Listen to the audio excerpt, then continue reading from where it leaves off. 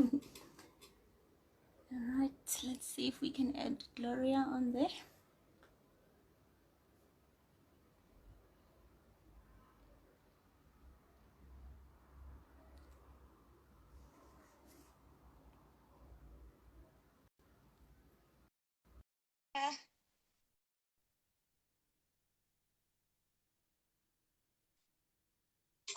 We are live finally. Hi, Arti, Inspiration. Good evening. Hi. Thank you Hi. so much for joining. Hi, how are you guys? Are you good? Are you good? I'm going to try and put my light on. I think my light is off.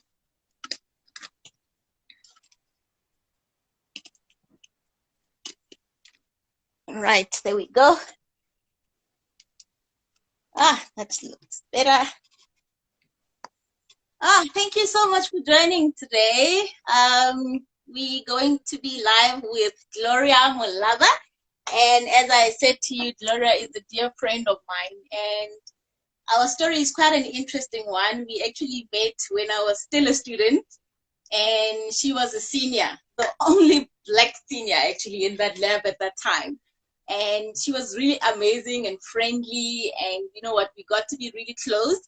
We did our BTech together, and we ended up actually doing our masters together. We went from being just classmates to actually pretty much family. You know, I call her my sister, and she calls me her sister also. I mean, sometimes she calls me Chomi. Hey, Chomi! We go crazy together. But you know what?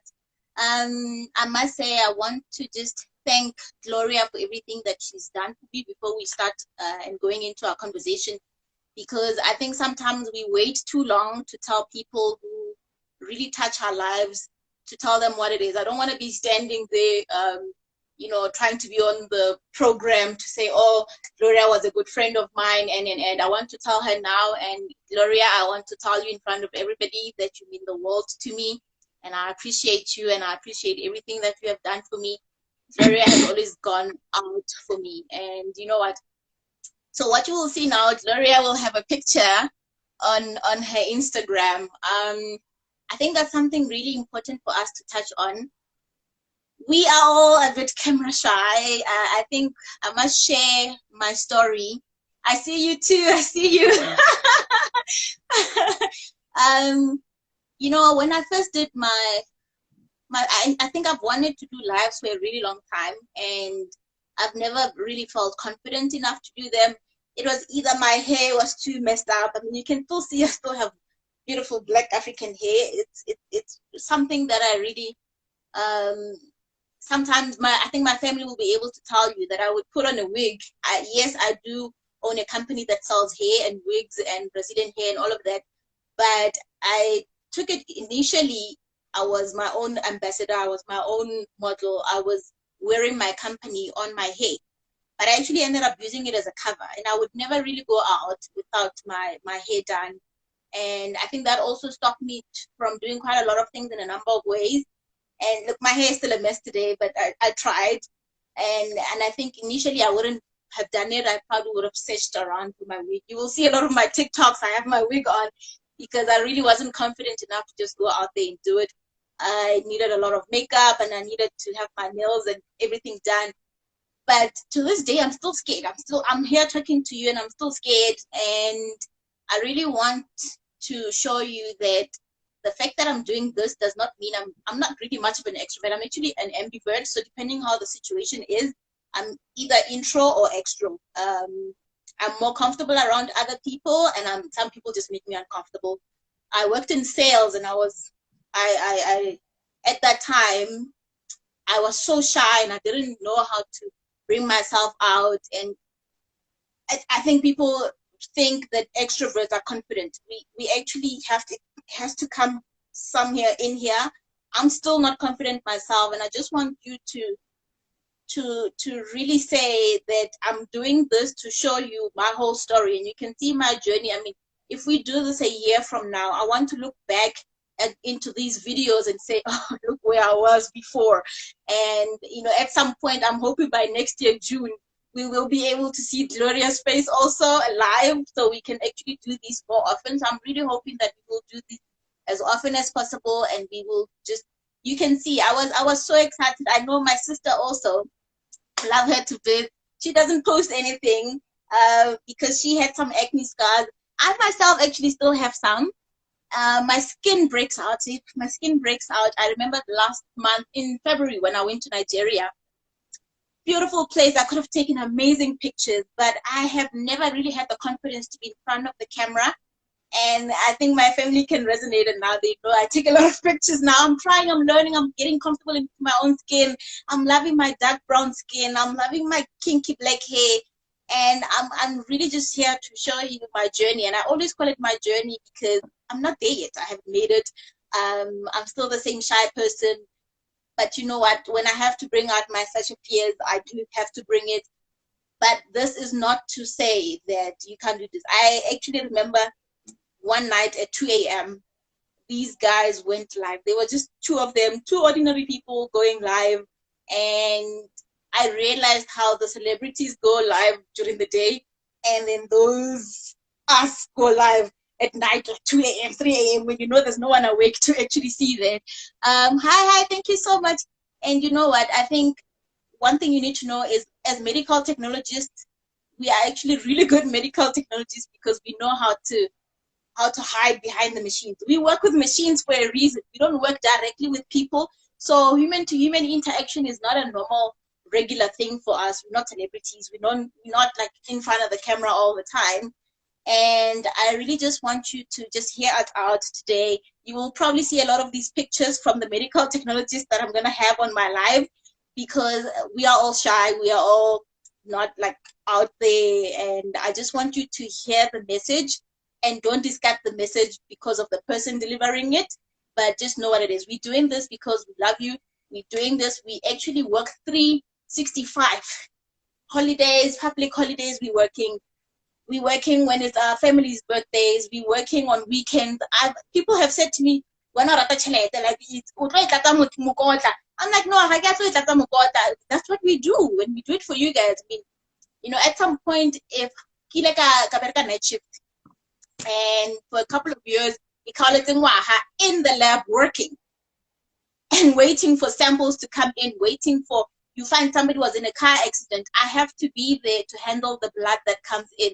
And so we don't just work, and we miss family weddings. We miss so many things.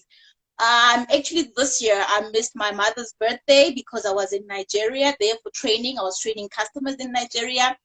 I missed my friend's birthday when I was in Germany this year. So we do also, my job involves a lot of travel, and I really get to miss quite a lot of things. The lockdown this year, I missed my child's birthday because of the lockdown and restrictions to movement. So honestly, the things we do for you guys. And thank you so much for being here and taking the time to be with us today. I know you could have been anywhere else in the world, but you chose to be here. And I don't take that for granted. I'm so humbled, and thank you so much for joining. So we're going to get right through, and I'm going to just tell you a little bit about our guest today. Gloria is like the most amazing person I've met. She's so humble. She is one of the most highly qualified people I know. She has a master's in medical technology. Like I said, we did it together. And she actually helped me when I was doing my master's. So I know how to pipette. I've been showing you guys videos of pipetting. And the reason I was doing that, I've done 4 lives now. So the first live I did, I only showed my face to the people so they can see that it's me and I'm there. And then I turned the camera away so you can only see the lab and not me, because I wasn't comfortable enough to do it. The second day I did the same thing. I did a different lab and I showed the video around, and I was never in it. Yesterday was my very, very first with me on live on my own, and I was nervous. It was nerve-wracking, but seeing you guys there and with the comments, I actually got more and more comfortable. And today's the first one with Gloria, and I really appreciate that she allowed me to have her on here with her picture on there, you know. So thank you so, so much. Gloria, you are absolutely amazing. So I'm gonna just let you tell the people who you are, where you're from, and a medical technologist. How did you find out about it, and how did you get to the point where you are right now? So over to Gloria. Hi, everyone. Thank you very much, my dearest friend, my little sister, Leah M. Mulai. Okay, as Leah has mentioned, yes, I'm Gloria Mulaba, all the way from Limpopo province, Rampahlele. It's a village. And I am a medical technologist, a senior medical technologist to be precise. And what fascinated me to be a medical technologist is because I was shy and I was not prepared to work directly with patients, but I was interested in the well-being of the patients. Therefore, I chose to be a medical technologist. So I am presently working at the National Institute for Communicable Diseases, known as NICD, as a medical technologist. And I'm also an evaluator for the virology at the Health Professional Council of South Africa, HPCSA. Yes. Yes. So, yes. I think you can also tell them later on about, sorry to interrupt you, the NICD, and actually the people that are seeing it now, these are the ones that are doing the test for the COVID-19, and they show all the stats and the public work. So we actually going to talk more about that now. Okay, All wonderful right, so news. you can go ahead and just tell them how you got into medical technology, how you found out about it, and what you had to do to study to get to a point where you are now. Okay, well, when I came to Gauteng province to study, I did not know anything about medical technologist. And then I went to the interview at the Tshwane University of Technology, and I passed the interview for the medical technology. And firstly, I started with my national diploma, which is 2.5 years. And then after that, you go to the tertiary laboratories, whereby they train you for 18 months to be qualified to be a medical technologist. So when I was there training, I chose virology because I was fascinated by viruses. And then I said, okay, there are so many different fields you can choose from. However, I was fascinated by virology, meaning the study of viruses. Then I studied that, wrote my board exam, and became a qualified medical technologist specialized in virology. Then I went and started working, experienced the actual lab work whereby I was involved in doing the actual tests whereby the patient's specimen comes to me and I actually run them, analyze them in order to assist the doctors to be able to diagnose and to treat those patients. Then I met my dearest friend Leah at a private laboratory that I was working for. She was a very young, talented a medical technician I've ever met. And then I'm like, this kid, wow. I used to call her my little sister, my friend told me, you name them. Then she told me that she's going to register for a BTech. I'm like, what is that? She explained to me BTech, it's whereby we study further in our field. I'm like, there, girl, ke na le wena mo ke a join, le nna ke nyaka go tsena sekolo, ke tswele pele. And then I did my BTech with Leah, helping me with a whole lot of studying how to tackle the molecular biology. I still remember I was like, oh my God, when will I understand this subject? Oh, my friend was like, you gonna understand. Then I passed my BTech. And then I was like, wow, it means I can do this. Then as I was busy working full time, and then we decided to study masters as well. During my master's times, oh, it was difficult. I remember I was working full time. I started work at 5 o'clock so that I can cover my 8 hours, because it does not mean that if you are studying, you will work half hours. I worked my 8 hours and still go to the university to continue with my experiments so that I can still continue with the study. And I made it. This is where I am at the moment, and I'm very much proud of myself with the influence of people like Leah and my mentor, Prof. Motaung. I am so proud to say I am a senior medical technologist who holds a master's degree. Yes, yes. Wow. get onto the length bed. What's like a shop as one, no one can believe what the Mutuana give a test for this store. I remember the time when my mother would come, what's like a glorious so much. We would laugh because the Rasat as Mutuana and Rasat ran up baby. And we just loved Gloria's energy and how vibrant she was. I mean, Gloria would light up the room wherever she goes, and we were so close that every time, wherever I go, each lab I go to, people are always asking me, where's Gloria? I was like, I don't know, like, we don't look alike per se. Okay, maybe in this picture we do. But everywhere we go, like, even when I'm talking or I'm talking to someone on the phone, like, how are you, Gloria? I'm like, no, it's Leah. So we actually end up mimicking each other. And I just want now to say, so from the lab, that private lab where we are, and then now you are for NICT. What actually is this EQA thing you are doing? Like, okay, so NICD is very different, and it's a unique a chapter of medical technology field. So what happened is I've gained my experience in different private labs, routine diagnostic, and I was like, no, let me experience something different, still related to the field of medical technology.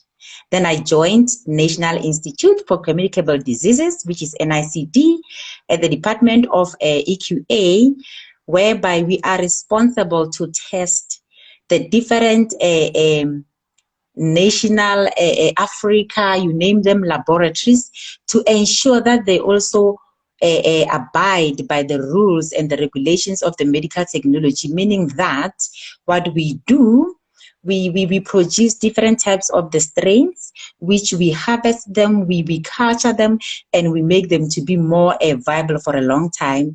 And then all those different laboratories will then order those strains from us. And then we will send them to them with different couriers. And then when they receive them, they will then culture them and they will process them, and they must get the same or the exact results that we have, so that we can see that they have followed the right procedure. Then we will also mark them, like receive their results, and we'll mark them and see that they are competent. Yes, they are following the procedures and the guidelines that needs to be followed based on the results that they have obtained. And okay, then we that sounds all very complex. Why is it so important? Like, why do you need to have everybody doing the same thing?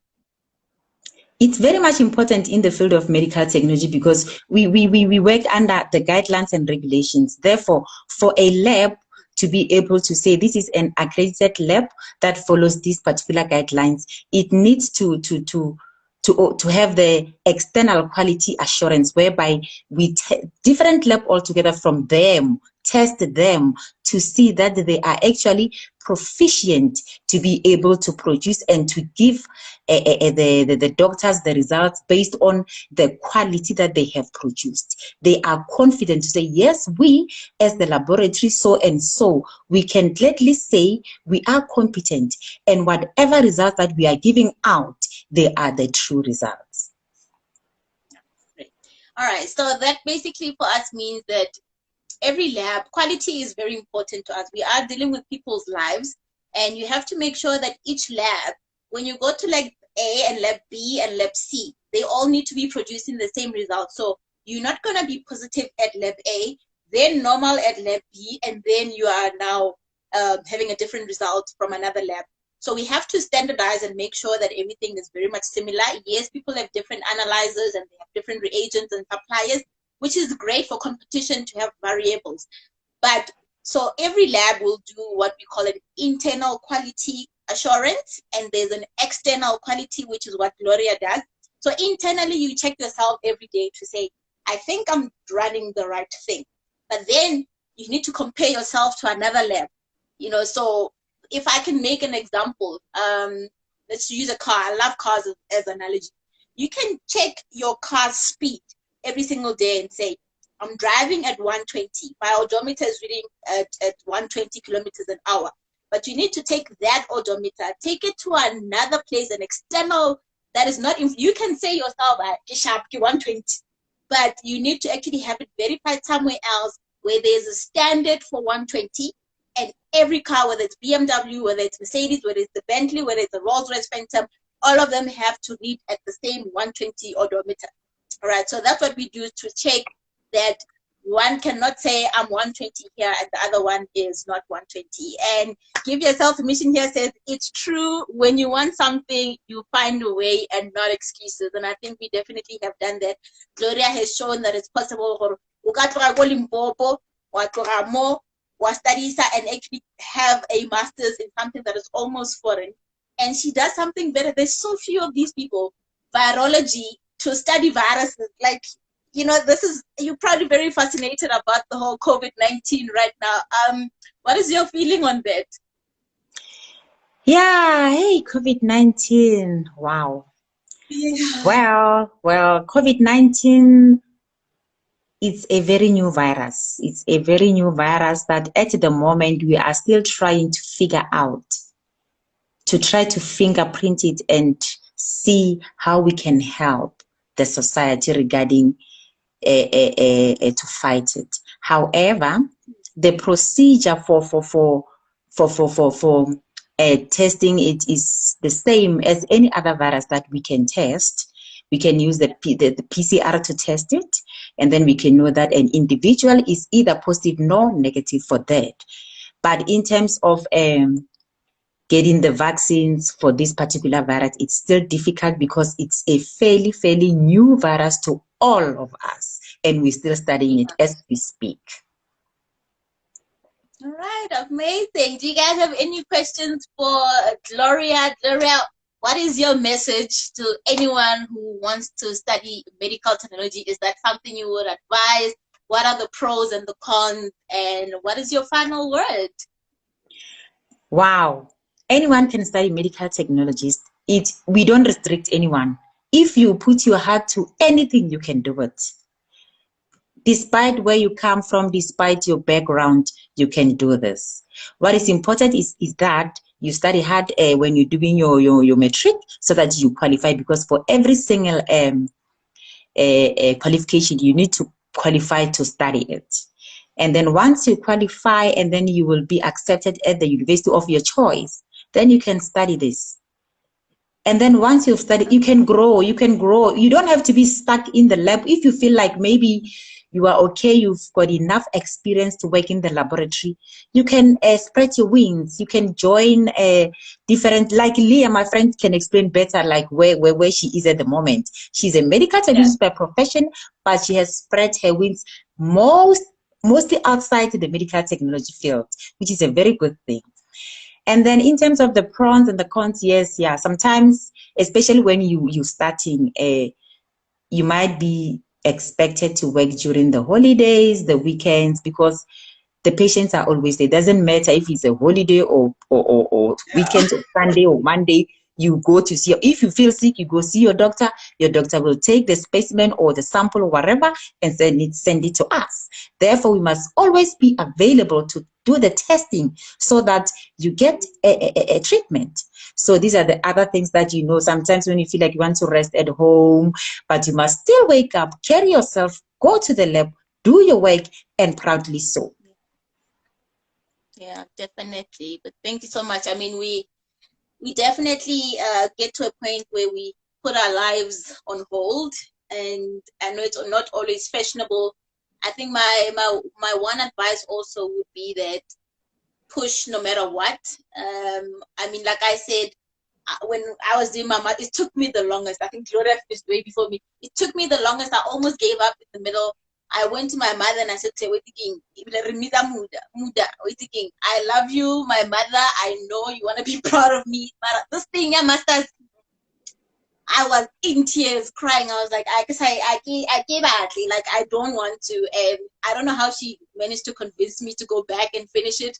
And I was so proud of myself eventually when I did finish and graduate. And I really want to thank you guys. You guys are amazing. Love what you do. Thank you so much. Absolutely. I think there's one thing people don't know who we are. People in the lab are almost non-existent. people know doctors and nurses. You can even hear when the media is out there and they addresses, it's always doctors and nurses and all the other healthcare professionals. And actually they forget that the people where the samples actually go to is the labs themselves. The doctor and the nurse can take the sample, they can take the swab, they can take the blood, they can help collect, but the actual testing goes to the lab where medical technologists must physically do the test. So I think it would be great if somebody could say, oh yeah, medical technologists. The other thing I must say is we don't get paid quite a lot. I think Gloria is one of the few people that I know that is like, that Gloria, I think, only something. I think Gloria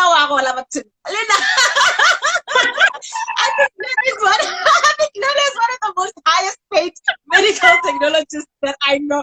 Gloria cannot even resonate with us to say, we're not getting paid much. Gloria is like the most highly paid I know. With us right now, like, so we were talking about what more can you do outside the lab. Lindy, I know, right? She gets paid so much more.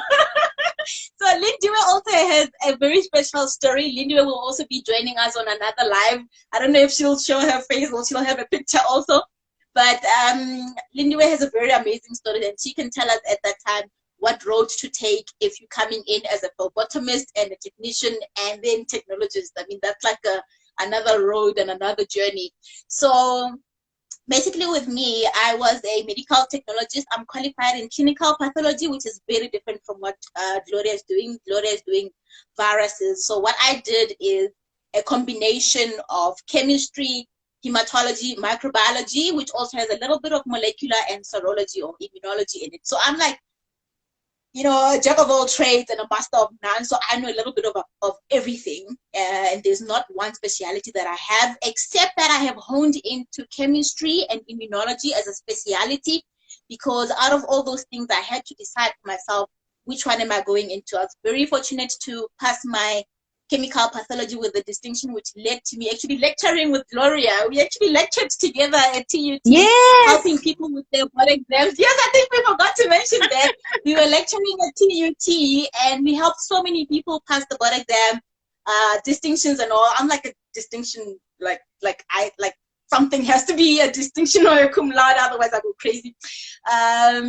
So, I mean, so many of those people are now lab managers. They are now in different positions. They actually have gone so far. I know one lady that had probably didn't make it for about 4 or 5 times, and this was her final chance. And we helped her. She got a distinction, and today I think she goes around telling everybody how much we helped her. So I'm hoping one day we're also going to have her on the live here. But what I did then from the lab, I was a technical trainer. So I've trained I still train today for a living. So training for me is something that comes naturally. Also, I had to work very hard. I think I'm overly qualified and underpaid as a trainer, but we'll talk about that another time.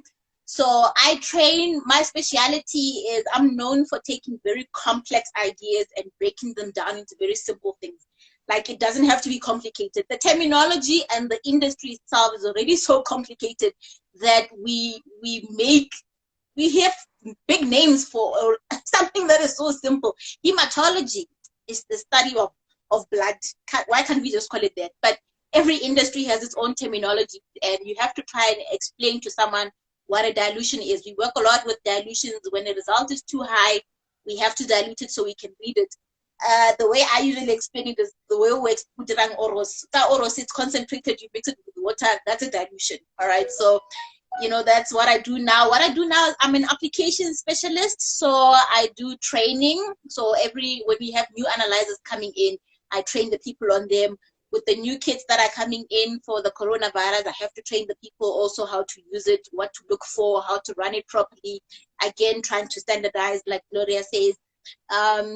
It's important to train the people that are working with your blood so they do it correctly and you have the correct results. So if they're not trained properly, what are we going to do? All right. So, and the other thing I do is I do troubleshooting. So if the lab cannot fix it themselves, then they bring it to me.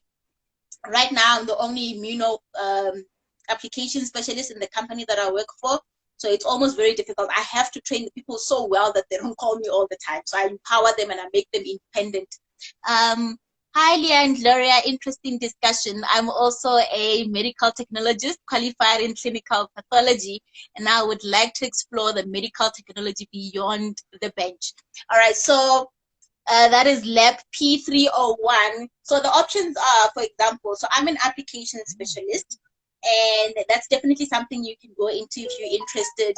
I also used to do sales as an account manager. So you can do so many things. So sales, usually I know because medical technologists are also like introverts, but you can actually learn. So sales, we will have another call. I think we'll do another live on sales so that I can explain to you that it's really it's more about listening than talking. I think people think you have to talk and sell to people. It's actually the other way around.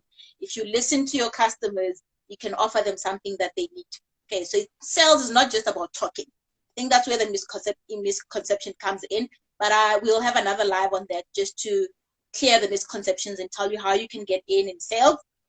Application specialist, you really don't need anything more special. You don't need a master's to become an application specialist. You don't even need a BTech.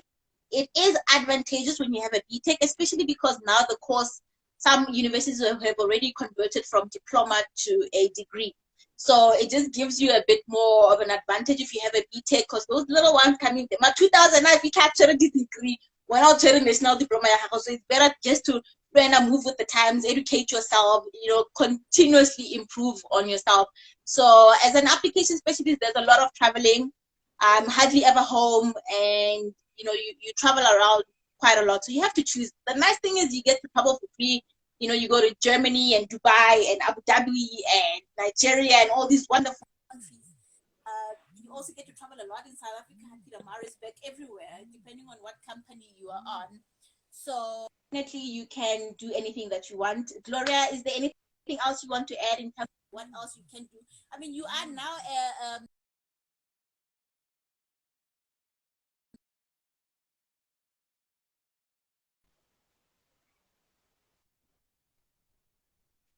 Gloria, I just want to say, what can you in as to what options now as an evaluator? What can you do?